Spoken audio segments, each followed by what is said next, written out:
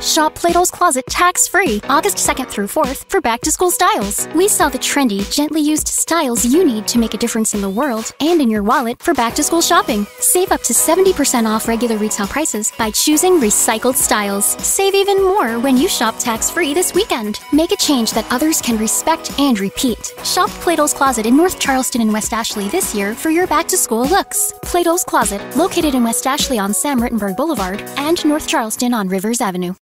You're listening to the Prescription for Purpose podcast, the go-to space for everyday women to go from surviving to thriving by pursuing a purpose that's truly rooted in faith.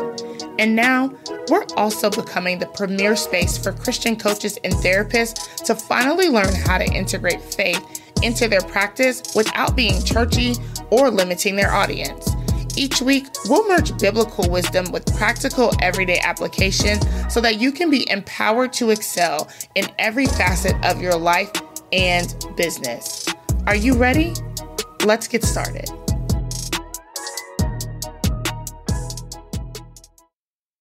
Hey girl, hey, and welcome to another episode of the Prescription for Purpose podcast. Happy August. Happy August. August is my favorite month of the year because it's my birthday month, friend, and there are so many just exciting things going on. First, today we are going to be talking about why people don't respect your boundaries. It's a good conversation. I have been wrestling with this. God has been dealing with me on some ways that I have set boundaries that have not been adhered to. And so I went to him and he yoked me up, and I want to share with y'all the revelation because that's what's needed at this time.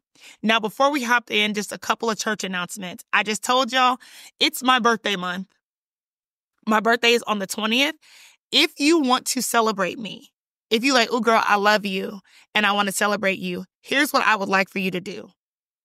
Rate the podcast, leave a review, subscribe to my YouTube channel. If you haven't subscribed to my YouTube channel, I officially stopped being disobedient and started posting videos on YouTube. And I'm going to be doing that consistently even throughout the off season. Y'all know that we have an off season from August, end of August into January to the top of the year where we come back. But I'm so excited because God has given me just the heart, the time, and really the courage to be obedient and do what he said. And so I'm going to be sharing some of that content here on the podcast. So there's going to be a lot more off-season activity than normal because I'm going to be just really creating out of overflow. So if you want to celebrate me, do whatever God calls you to do. Subscribe to my YouTube channel. Make sure that you share the podcast. Just help me spread the word of what God is doing here as we really lean in more to what God is calling me to as we talk more about mental health, our faith, living spiritually well. I'm so excited. I finally feel like all things are coming together, and I definitely understand why people are so excited about their 30s because God just makes so many things clear. So part of this clarity that God has given me has really been me evaluating how I interact with people, the relationships that I have, the relationship that I even have with myself, with the Lord, all the things. And something that I realized was a pattern in my life was a level of frustration that I have because I felt like people weren't respecting my boundaries. Right?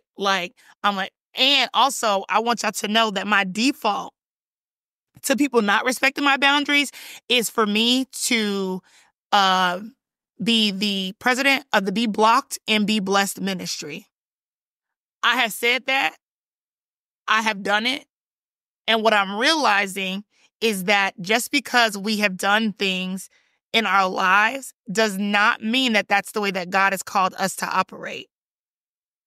Right? So now as I do this evaluation of myself, I'm sitting here talking to the Lord. He's like, yeah, sis, you thought you was creating boundaries, but you really were creating barriers. And those can't stay. So the number one reason that people are not adhering to your boundaries are because you don't adhere to your boundaries. And the reason you aren't adhering to your boundaries is because you don't even really understand what boundaries are and their purpose. We take these terms, these psychological terms, and we turn them into whatever pop culture says they are. And we fail to actually sit down and investigate and engage with what they're supposed to be used for.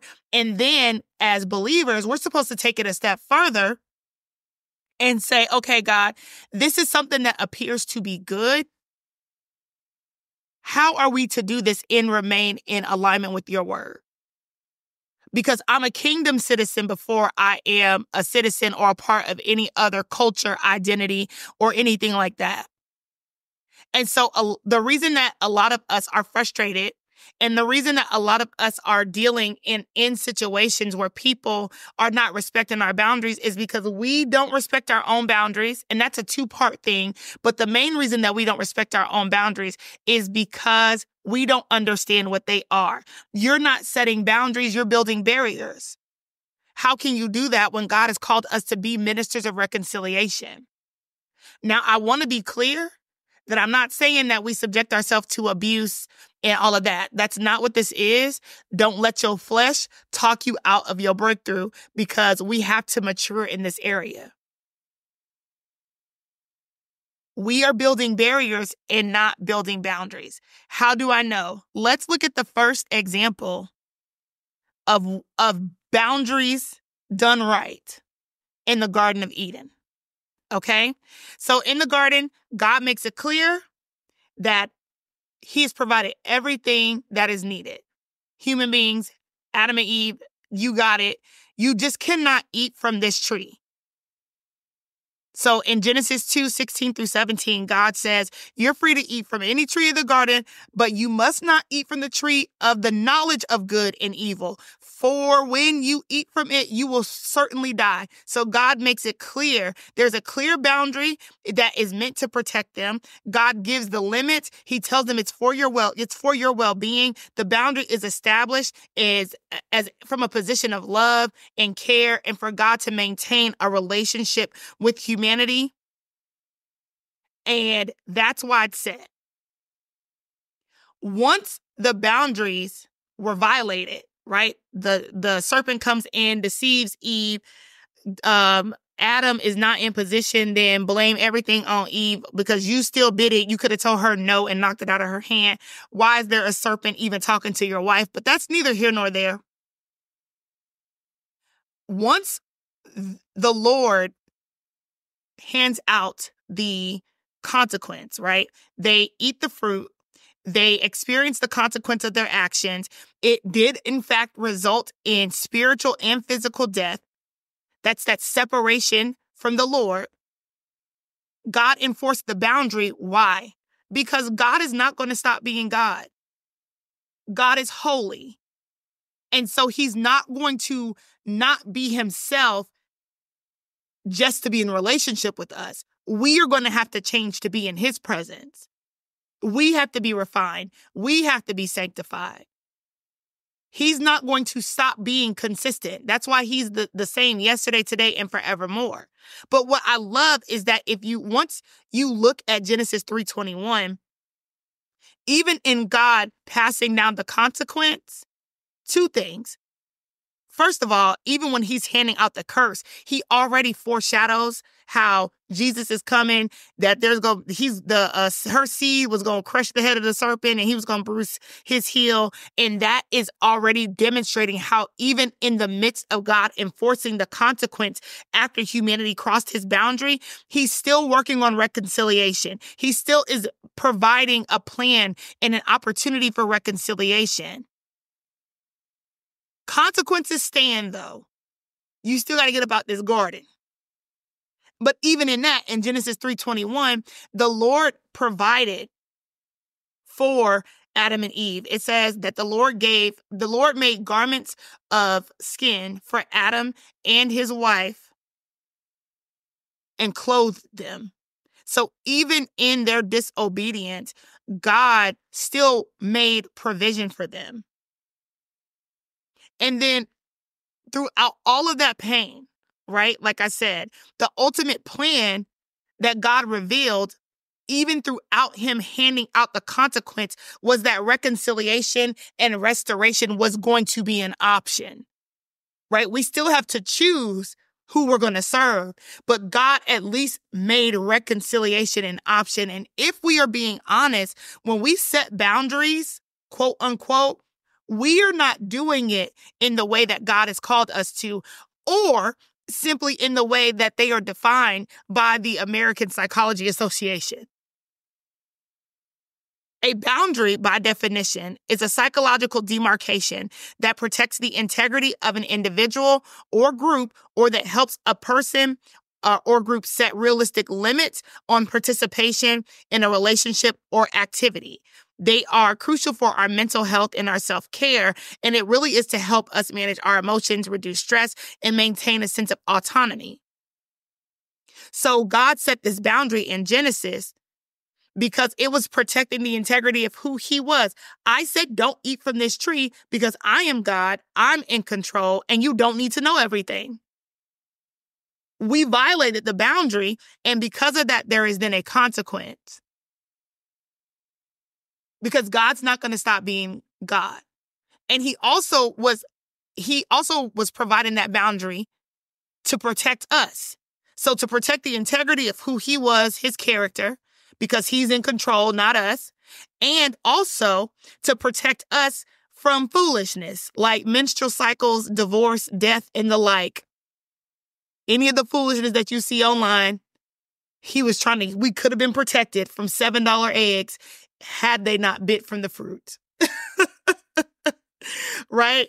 And so a lot of us get upset with other people when we feel like our boundaries have been violated.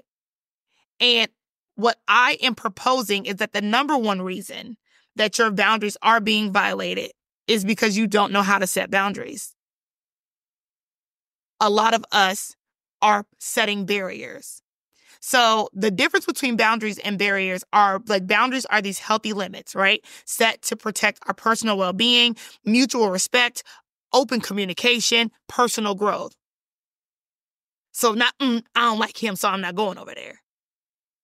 And that's my boundary, okay? Barriers, on the other hand, are those defensive mechanisms that usually come from fear or trauma. So somebody has inflicted some level of trauma. You're not trying to be a minister of reconciliation, even though that's what we're called to do. And I'm not talking about abuse. I'm talking about, that you have an alt against your brother and you have not set down your offering and went and dealt with that. I'm talking about that. So a lot of times we are building barriers as out of defense mechanisms and trauma, and the barriers are super rigid. They isolate you. They lead to a lot of misunderstandings, and boundaries, on the other hand, are proactive, they're constructive, and they really are helping you maintain a level of connection. That's the difference. So creating a boundary is going to protect your personal value. Creating a barrier is going to shield you from discomfort or vulnerability. And a lot of us are lacking true relationship, not even just with people, but also with the Lord, because you've created barriers with him too. Because see, this doesn't just happen in one area.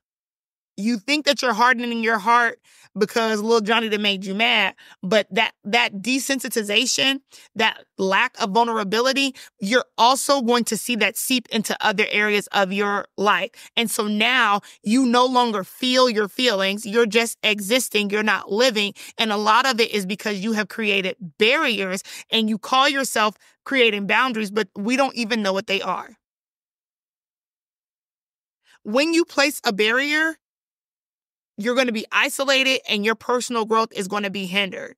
When you put a boundary in place, there's going to be a healthy relationship and self-respect, at least the groundwork for it. When you create a barrier, it's rigid. I ain't never talking to them again. Oh, even if the Lord says that you're supposed to, okay. Okay. Whereas with boundaries, there's a level of adaptability based on the situation. Case in point, a boundary for me is that I need rest. So because of that, my phone after like 11, D&D, call Jesus, not me. Because I used to allow my phone to ring off the hook all the time. And I would be first mad at people because I felt like they weren't considering me. However, I, Sharla, am the one that teaches people how to treat me because boundaries are my responsibility. And people just had to learn. You call me after 10 o'clock, outside of a handful of people who can do the double down and call me back, those people understand that I need my rest. We don't have to have a conversation. Everybody's not on that list. But if you call me, baby, you're going to hit me tomorrow. Yeah, that's a boundary. However, that changed when my parents were in the hospital with COVID. Okay, girl, I could do 1 a.m. for phone calls. But after that, right? So there's a level of flexibility based on what is going on. A lot of times when you are looking at the boundaries you've made, there's a lot of isolation and resentment. I don't mess with them because da-da-da-da-da. Versus you understanding that actual boundaries are going to promote mutual respect. It's going to promote your own self-esteem.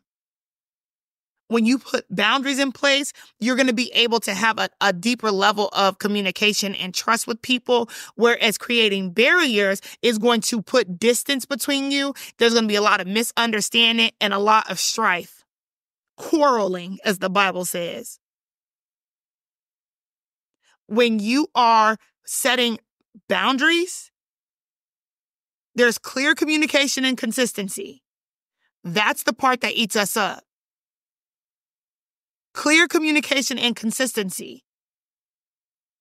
This is why a lot of times people don't respect your boundaries is because you don't respect them yourself. You're not consistent in enforcing the boundaries because that also takes work. A barrier, you can throw the wall up and that's that. But true boundaries is going to require that you be consistent in enforcing it. Because if not, now you're sending mixed signals. Now it's like sometimes my phone is on D&D before 10, but other times not. And I'm not talking about you having flexibility. People know not to call me after a certain time. You're not going to get me. You can send the message. You can call. Not even don't call me. You can call. People have learned to understand. She's not going to answer. She's not going to answer because I've put the boundary in place, and the way that I'm consistent is that I've scheduled my phone to do it. And so people have just learned to understand. But when we talk about implementing a boundary, or a barrier rather, you're doing that from a place of fear or trauma. Typically trauma, retaliation, whatever the cause may be, the reason that you're implementing it and the way that you're implementing it is not so that you can continue to foster a relationship with respect. It is typically because somebody made you mad, you feel some kind of way, and now, this is a boundary for me. Or something legitimately happened, and you now have a need, but instead of you being able to process that need with the Lord, process that need with a therapist so you can really actually build the boundary, you just don't touch that area at all. And so now you're walking through life, you're trying to have a relationship with the Lord, have a relationship with people, but because you have walled off this area, you don't know what to do. And you're still so disgruntled and in shambles in this particular area. But you built a wall that you won't even let the Lord touch it. So how he's supposed to mend your broken heart, friend? A lot of times when we are putting boundaries in place, it's going to be something that's going to promote your own individual growth. It's going to promote even the growth and maturity of relationships, right? My friends know I love y'all, and there's nothing that I won't do for y'all. I just won't do it after 10 o'clock because what? And it's not even that I'm asleep. It's that I need that time to start winding down. I'm in a season where I'm constantly pouring out. And right now, I cannot. I can't show up in crazy ways right now. And me advocating that for myself and communicating that is important. Whereas when you look at you building barriers, you never have to grow. You never have to learn like, yeah, that relationship was terrible, but we keep rinsing and repeating the same relationships and we want to blame the devil. But really, friend, really, it's because you have not taken the time to actually implement boundaries. And so you done blocked out Johnny when you really need to block out anybody who starts love bombing you because you consistently end up with narcissists. I don't understand. But that would require for you to dissect that.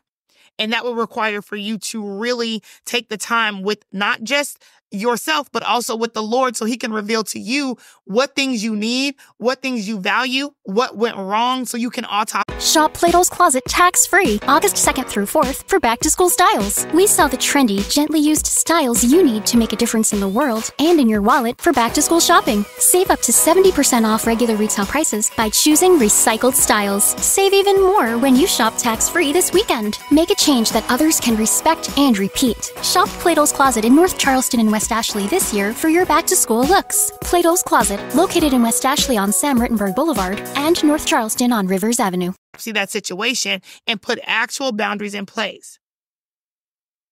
Boundaries are going to lead to you having constructive and open conversation. Barriers, I ain't got nothing to say. What? We're adults.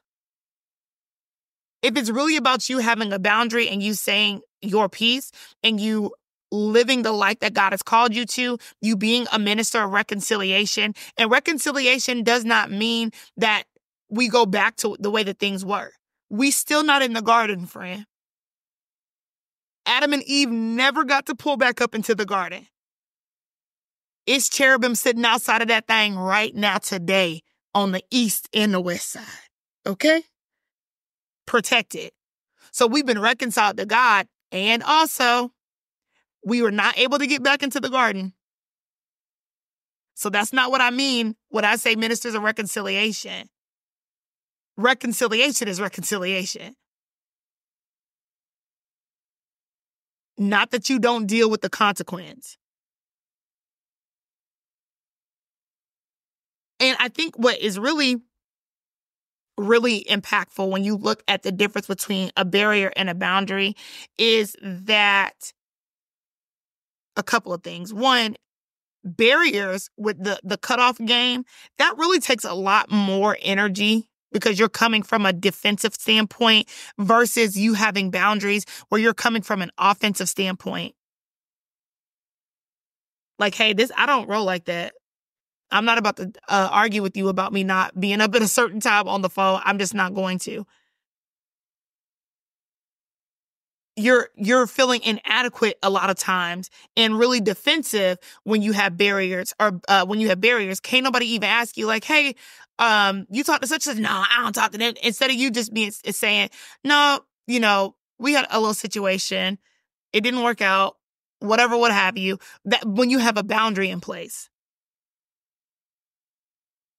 And oftentimes, those barriers, you're going to have more anxiety, more mental distress. You looking them up on the phone and checking the things, or it's weighing on your heart, or you've allowed your heart to get so hard that God can't even prick your heart for you blocking these people,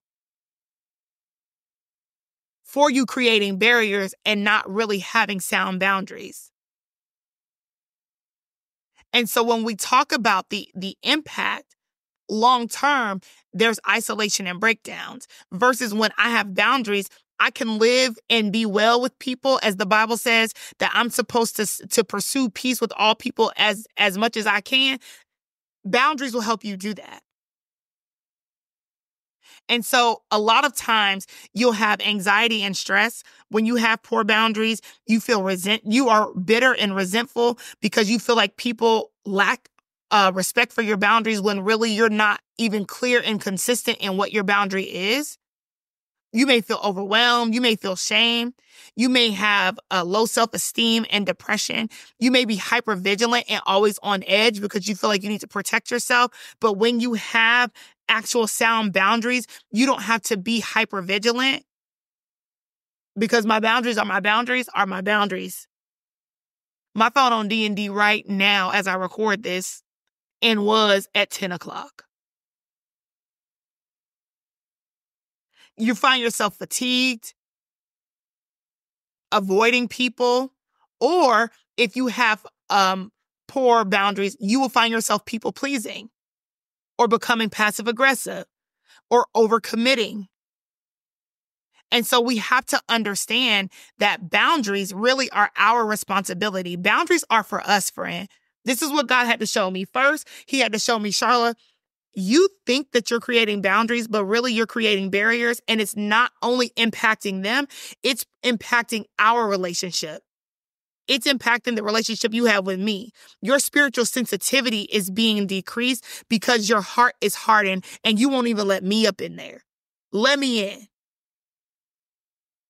So then we can actually put some sound boundaries in place and you can still have a level of peace because we're not just letting people run all over us, but you're doing it in a way that does not jeopardize your relationship with the Lord and doesn't bring more stress. You don't need to be the boundary police. You don't need to announce your boundaries to everybody. People just found out that my phone was on D&D because they tried to call and it didn't go through. The end. And if maybe somebody asked, great. But a lot of times, boundaries have been positioned as things that we utilize to control the behavior of other people, when really it's your behavior that has to be ready to respond when a boundary is violated. So if somebody is yelling at me, I'm not going to say, you're disrespecting my boundaries. No. You want to yell? I'm done talking to you. I'm going to leave. I'll pick up and leave right now. I'll say, hey, clearly you don't want to have a conversation. You want to have a yelling match. I'll talk to you later. Click. And so now you understand, you get the yelling at me. I'm not about to fuss, cuss, and tussle with you. I'm going to let you know, hey, I clearly see that you don't have the capacity to talk right now. I'm going to let you go. I'll call you back later. Click. And oftentimes I don't even say I'll call you back later because I'm not. I'm not about to sit there and lie. I'm going to let you go. Click. And once you decide that you're ready to have a conversation, then we can talk. But that requires for us to have a level of boldness. And if you're dealing with people pleasing, then you struggle. If you struggle with challenging people who are in authority, so when my job says, hey, can you pick up an extra shift? I cannot. Not because I don't love my job and all of that. Like, that has nothing to do with that. I don't have the capacity. I'm not doing that. And to maintain, it's a boundary that I have. So I am the burnout queen. Okay? I will work my job because I love them babies. And I did this as a new nurse. Work at every opportunity that they call for us to pick up. As a healthcare provider, I would do that around physical season. Everybody needs a physical, and they're always rolling out programs. A boundary that I set for myself and my job is that I don't pick up extra shifts. Why? Not because I don't need the money, but because if I scratch that itch, I'm going to burn myself out. And so now I'm disgruntled and I don't want to be at my job and all of these other things, not because the job did anything, but because Sharla did not adhere to her own boundary of not picking up. So even when I see them emails about the bonus and this, and if you pick up and you do, no, I delete them immediately. That is a boundary. They can send the email. I didn't announce to my job, hey, take me off this email. No, I understand like, hey, girl, we can't do that. Swipe. Don't even read it good, friend. Swipe, delete, archive, because that is a boundary for myself. And so if you are struggling in this area, I want you to understand that boundaries are your responsibility. You have to be self-aware. You have to know what you need. You need to know your limits. You need to know your emotional triggers, because then you're going to be able to really establish boundaries. Not just what happened, not the incident, but what about that incident? What about that incident is really bothering you to your core? Then you need to take ownership of what you need. Because again, we cannot control the behavior of other people. You can control you, and you have to be consistent in that. And that's why a lot of times our boundaries are not respected, because we're not consistent even with ourselves. We don't respect them ourselves enough to enforce them. So I could say, hey, I don't pick up, and then start doing it. That's problematic. I'm not even respecting my own boundary. So then when they start texting me all the time and asking me to pick up shifts, I'm mad because, quote unquote, this job isn't respecting my boundary. No, friend, you violated it first. You don't have to announce your boundaries. You can be clear and assertive without you going, this is a list of my boundaries. No.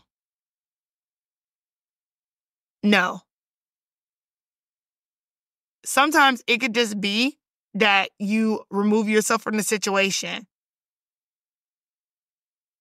You just show them better than you can tell them, as my granny used to say. And then when your boundaries aren't respected, you can then take the appropriate action to protect yourself. So you can remove yourself from the situation. You may reduce contact with an individual who who is, as my dad say, a habitual line stepper. If you're a habitual line stepper, I'm going to keep moving the line now. I'm going to move the line now. So there are people whom I love who are family members of mine that are habitual line steppers. I know that they are habitual line steppers. We don't need to argue about them being habitual line steppers. I just need to make sure that I maintain the line. Nope, I'm not doing that. Nope, I'm not doing that. You keep asking me, now you're relegated to text messages. Yeah. So there's still an opportunity for us to connect, for us to have communication. But if you continue to press this boundary, if I need to, then I will completely remove myself from the situation as the Lord leads. But it's our responsibility to make sure that the way that we respond to the boundary violations are in alignment with the Lord and what He's calling us to do. There will be time where God will say, look, dust your heels, friend, and do the heel toe or whatever the scripture said and keep it pushing. But that is typically our first thing as people, especially in today's society. And it's not, let me be a minister of reconciliation. It's not, let me not take the bait of Satan and be offended. It's not none of those things. It's typically, the price is way too high, I got to cut it. And that's not what God called you to do. Because imagine if God treated us the way that we treat other people who are His image bearers, and we continually violate His boundary. Sin means to miss the mark. We are continually violating God's boundary, and he has continued to allow for us to have a space and a place to be reconciled to him. And so we have to be like the Lord because we are his kids. Within reason. I'm not saying do nothing that is harmful to you. But just because you don't like it and just because it's uncomfortable does not make it harmful. I don't like running. Doesn't mean it's not good for my body, but I hate it, actually. And I'm sore afterwards, actually. And so we have to make sure that we have a level of maturity to understand that harm and things that make me uncomfortable are not the same thing.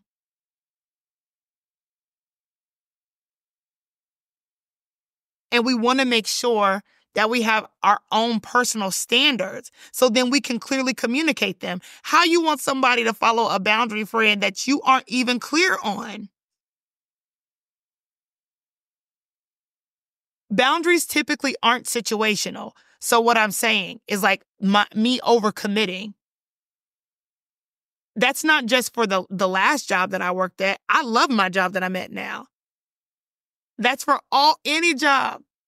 I'm not picking up extra shifts at any job because it's an actual standard that I have. It is not simply about me proving a point or retaliating, which a lot of times we see with people who are not clear on boundaries, but are setting barriers to protect myself because I don't like this person or I don't like, this scenario. We have to dig deeper. We have to dig deeper.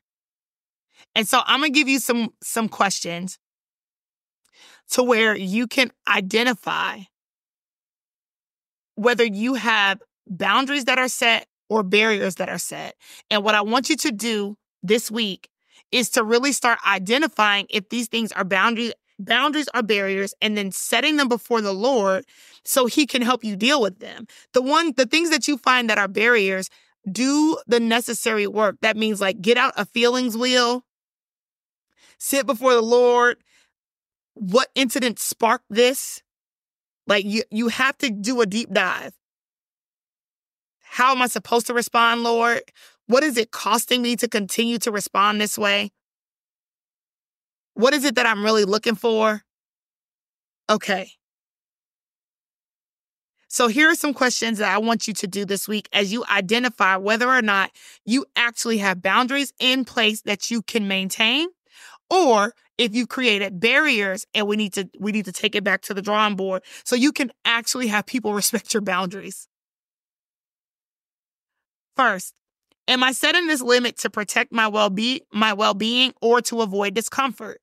You blocking them instead of having the actual conversation about the alt that they had or that they committed against you, that's problematic. It's given barrier. Okay? It's given barrier.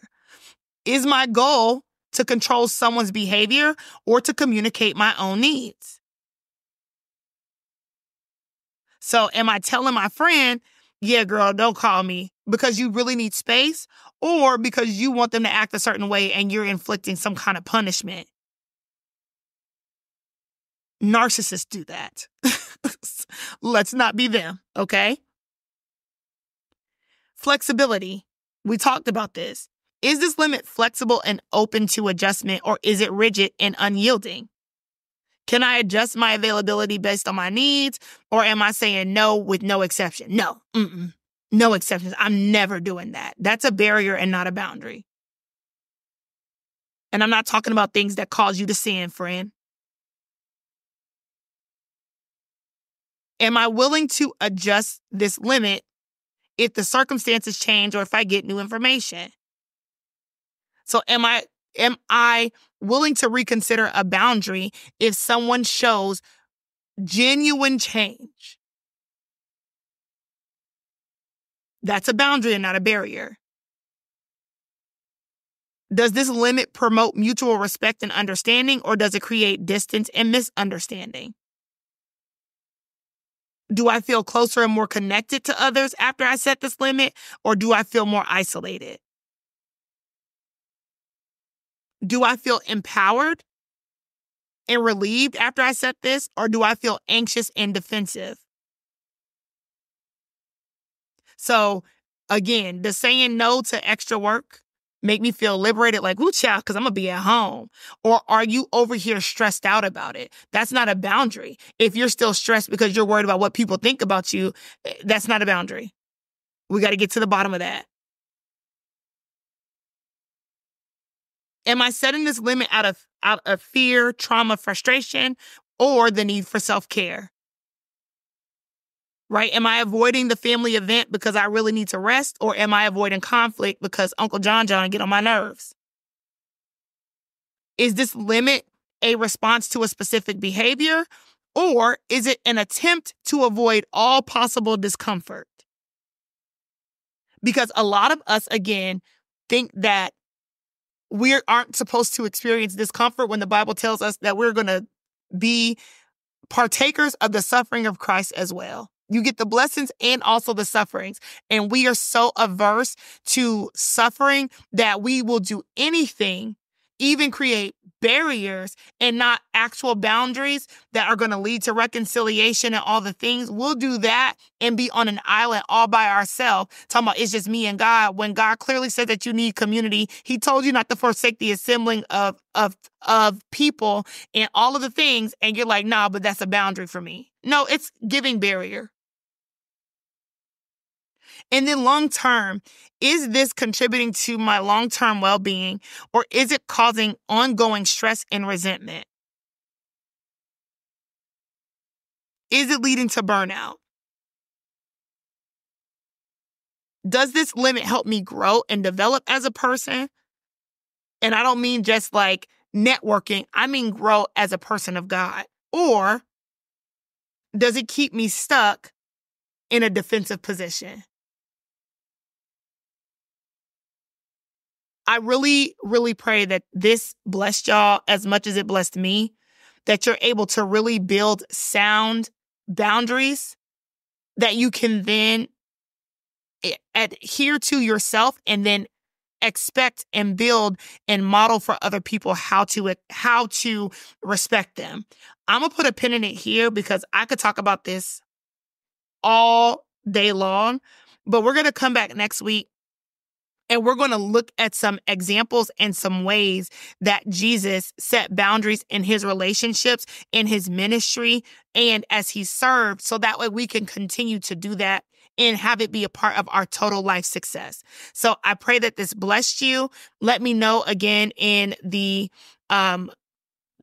comments and all the things, if this episode blessed you, what you learned, and I will see you back next week. Bye. Want a website with unmatched power, speed, and control? Try Bluehost Cloud, the new web hosting plan from Bluehost, built for WordPress creators by WordPress experts. With 100% uptime, incredible load times, and 24/7 WordPress priority support, your sites will be lightning fast with global reach. And with Bluehost Cloud, your sites can handle surges in traffic no matter how big. Plus, you automatically get daily backups and world-class security. Get started now at Bluehost.com. People are driven by the search for better. But when it comes to hiring, the best way to search for a candidate isn't to search at all. Don't search, match with Indeed. The hiring process can be slow and overwhelming. Simplify hiring with Indeed. Indeed is your matching and hiring platform. With over 350 million global monthly visitors according to Indeed data, and a matching engine that helps you find quality candidates fast. Ditch the busy work. Use Indeed for scheduling, screening, and messaging so you can connect with candidates faster. Join more than 3.5 million businesses worldwide that use Indeed to hire great talent fast. Listeners of this show will get a $75 sponsored job credit to get your jobs more visibility at Indeed.com/PODKATZ13. That's Indeed.com/PODKATZ13. Terms and conditions apply.